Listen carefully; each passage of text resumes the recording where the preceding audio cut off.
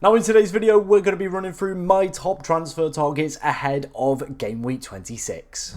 Now before we dive into today's video, of course if you do enjoy any of the content that you see on the channel, please be sure to like, comment and subscribe as we are ridiculously close to hitting 12,000 subscribers and it would be absolutely incredible if we could hit that milestone. As always with the transfer targets video, I like to take a look just at the next game week, focusing on Game Week 26, and across the board there could be some really interesting fixtures here from a kind of differential FPL perspective. Of course it is going to be another Friday deadline with Leicester taking on Brentford on the Friday night. I, of course, will be covering that game. Well, I won't be covering that game. I'll be live on the Friday around 2 o'clock. In terms of the differentials, like I was speaking about, of course, Ipswich against Spurs as well. Southampton against Brighton potentially could be worth a little bit of investment with some okayish fixtures coming up for Brighton as well. Bournemouth as well for the people that did go for Kluivert, Otaro, Semenyo, another fixture to prove their worth as well. But the big clash of the week, of course, is going to be Manchester City versus Liverpool from a kind of just Premier League perspective, not from an FPL perspective. Now, before we head into the video and obviously look at transfer targets themselves, I do want to highlight there is going to be a blank game week in 29. There are going to be two fixtures that will be blanking. Of course, if you want to go and check out Ben Krellin's amazing spreadsheet where I get all my data from and obviously kind of plan my chip strategies from, a link in the description to that and all his amazing work. But the two fixtures that will be postponed in game week 29 will be Aston Villa and Liverpool and Newcastle versus Crystal Palace, as now their fixture has been rearranged and placed into double game week 32. So we've got another double. Great. However, what we now have is two fixtures that are blanking for teams that I feel like quite a lot of people are heavily invested in. Of course, Liverpool and Villa, we're all probably going to have 2 to 3 assets from either side at the moment because obviously the double game weeks that we've just seen with both of these sides. Newcastle as well, I feel like quite a lot of people have Isak or a Hall, and then finally Crystal Palace, you're going to have Mateta, Munoz, people like that. So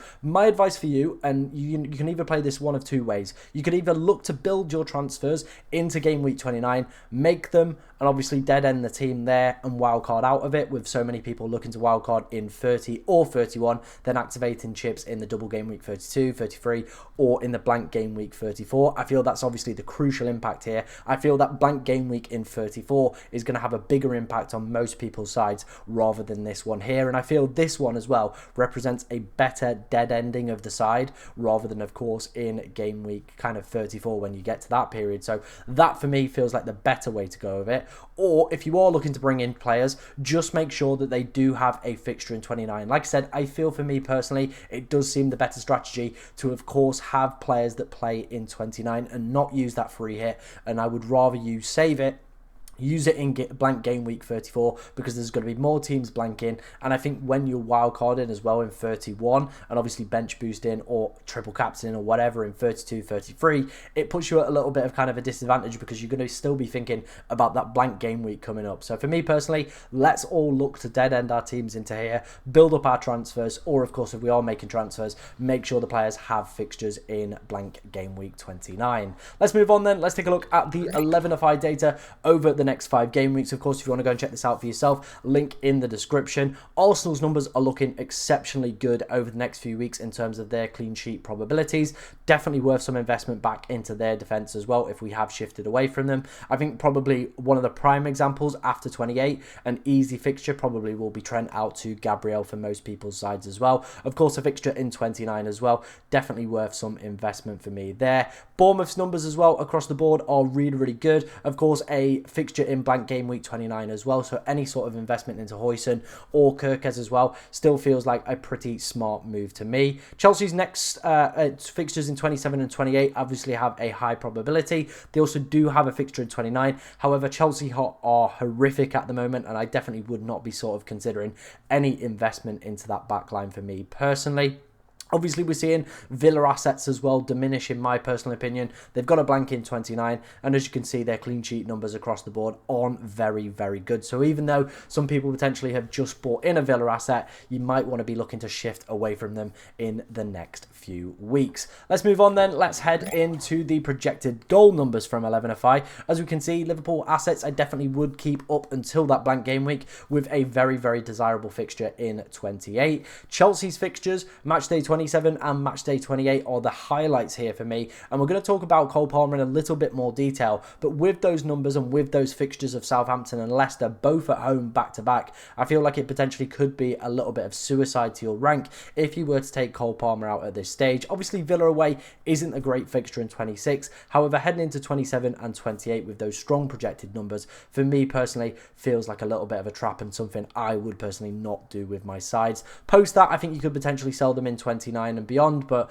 right now for me I would be looking to keep with those great fixtures on the horizon. Bournemouth's numbers as well across the board are looking really good. So obviously we've got Kluivert, Semenyo, Otara, plenty of really good attacking options there to go and pick from. Bournemouth as well, Brighton, sorry, I was surprised that their numbers were as low for 26, considering they've got Southampton, but still across the board the next three are really nice, and again do have a fixture in game week 29, so potentially something to consider there. That was of course the team data. Now let's head on into individual players.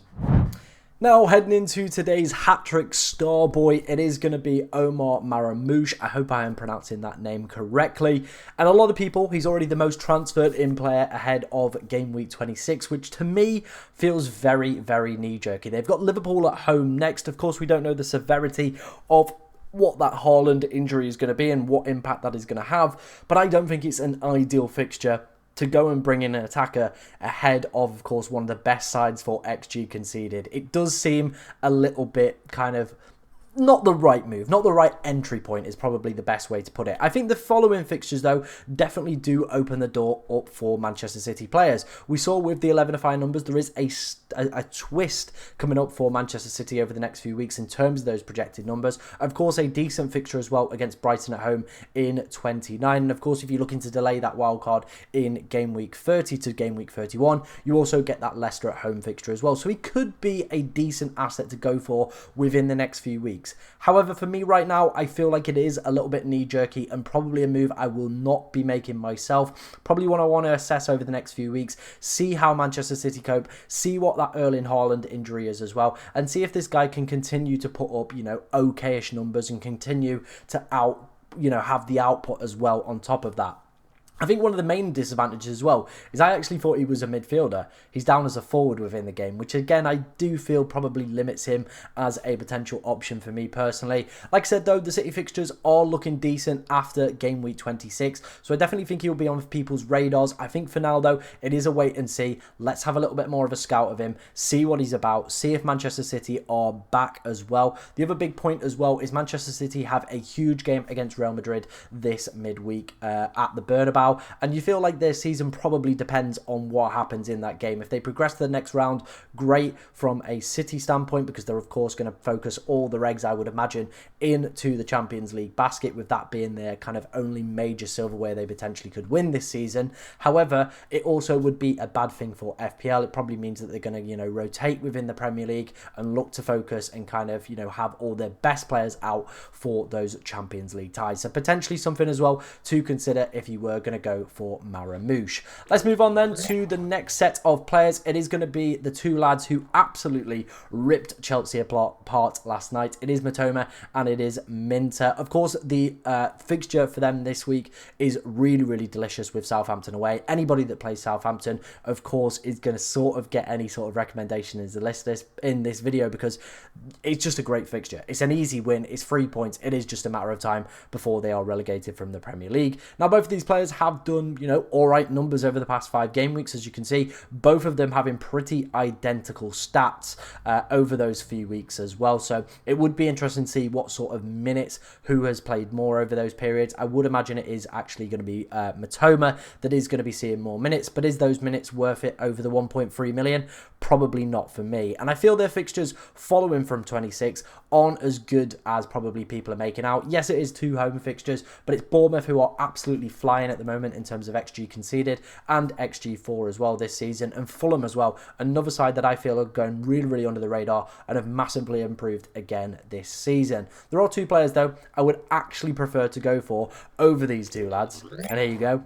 It's these 2 lads here. It is Kluivert and it is Dango. These 2 lads are just the better options. The next 3 fixtures are better. They're playing worse defences. Wolves are right down there for XG conceded. Tottenham are right down there for XG conceded as well. And I feel like both of these players have something over both Mitoma and Minteh. Kluivert's big appeal, of course, is going to be that he is the penalty taker for this side. So in essence, kind of becomes a little bit of a talisman as well. His data has been exceptionally good over the past few weeks. And Kluivert Dango's appeal for him is the fact that he's going to be an out-of-position playing midfielder playing as a striker, at 5.1 million. So I feel like both of these players have huge edges, not only over Minteh and Mitoma, but they also have huge edges over Semenyo as well. And I feel that is what we're looking for when we're kind of going to be picking from similar-ish teams with similar-ish sort of outputs over the next few weeks. I think this slight difference, whether that be the penalty or whether that be the fact that the player is playing out of position, for me,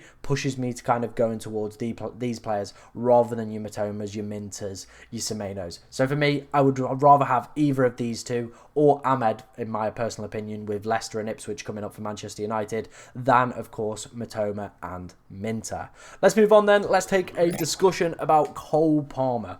Because a lot of people I've seen in kind of, my Discord chats, my group chats, on Twitter, potentially looking to sell this guy after another disappointing performance. Of course, the FPL points and returns have been drying up. Only 2 attacking returns over the past 5 game weeks, but the data is not too bad. As you can see, 1.37, 1.53, 17 shots, 8 of those coming in the box as well. But for me, it is the fixtures. I am big on fixtures, and I will always recommend play the fixtures with, of course, highly talented players that can go and deliver week in, week out. And Cole Palmer is one of those players that I feel, Chelsea are in a little bit of a rut at the moment, but with Southampton and Leicester coming up, both at home, we saw the strong 11-5 projected numbers as well for both of those fixtures. I feel like selling Cole Palmer ahead of that fixture is a disaster waiting to happen. So for me, and my personal recommendation is going to just be to keep Cole Palmer. He's one of the most owned players in the game. We don't really need to be spending our money elsewhere, especially if Haaland is a more long-term injury. We probably don't need to be spending our money elsewhere, so why take out one of the most owned players? Yes, he's not doing great at the moment, but he has got some of the worst defences in the league coming up in Southampton and Leicester. Strong 11-5 projected numbers. For me personally, it is just a wait and see on Cole Palmer. Leave him in there all the way up until game week 29. Beyond that, maybe that opens the door up for a further conversation with some more difficult fixtures on the horizon. But for right now, for me, I think it's just a very, very easy hold. Let's move on then to the final section of today's video. It is going to be the predicted points over the next 5 game weeks. And Cole Palmer, he's sat top. I just can't make this up. He is sat top, isn't he? And I think that kind of just builds on the argument I was making in the last point. Of course, Mohamed Salah is going to drop off because he doesn't have a fixture in game week 29. But Cole Palmer, like I said, with that Southampton and Leicester at home, a fixture in 29 as well, it for me just feels like a very, very easy hold over the next few weeks. I don't know about you guys, but that would be my personal recommendations. Haaland we are seeing on here as well. Again, we are going to have to wait and see the severity of his injury and how bad it is. But for me, still going to be a worthwhile investment if he is fit and available. Potentially that could be the switch point for Cole Palmer with some decent 11-5 numbers coming up, probably around 28-29, of course, once Cole Palmer's got Southampton and Leicester away. But let's see the Haaland injury and let's see how Cole Palmer gets on over the next few weeks. We're also seeing Kluivert, Otara and Semenyo all on this list as well. So my Bournemouth recommendations over the Brighton ones are also going to be pretty decent. Cunha is probably going to be a popular pick, probably pick up some momentum around game week 28, heading into the blank in 29 as well with Southampton. Arsenal players are on here. We saw with the 11-5 numbers, really good numbers for defensive numbers and attacking numbers as well over the next few weeks. So definitely, again, worthwhile investments for me. And then Ahmad and Bruno Fernandes, I feel like if you've got either of these two players, I probably would be looking to hold on to them for the next few weeks with, of course, some great fixtures coming up in 27 and a great fixture in blank game week 29. Those two could be huge differentials if you manage to hold on to them, and could be, in a lot of people's free hit teams as well. So it could actually mean that your team looks pretty decent without even having to free hit. That was my transfer targets ahead of game week 26. I nearly said double game week. It's been that long. Game week 26. Thank you for watching. Like, subscribe, all that. You know the drill by now. Good luck.